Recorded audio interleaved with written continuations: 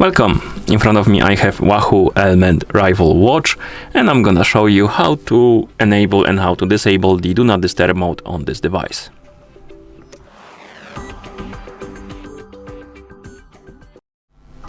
First we need to open the menu on our watch, and you can do it by pressing and holding the lower button on the left side of the watch. So press and hold it, and once the menu opens you can use the upper and the lower buttons to scroll through the menu, like this. Scroll through it and look for the option called Do Not Disturb. Once you select it, it's probably gonna to be on the turned off basically, because it's going to be on the off status.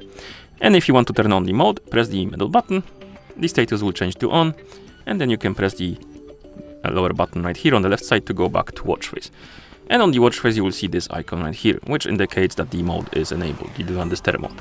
And if you want to disable the mode, you open the menu again, look for the Do Not Disturb mode icon,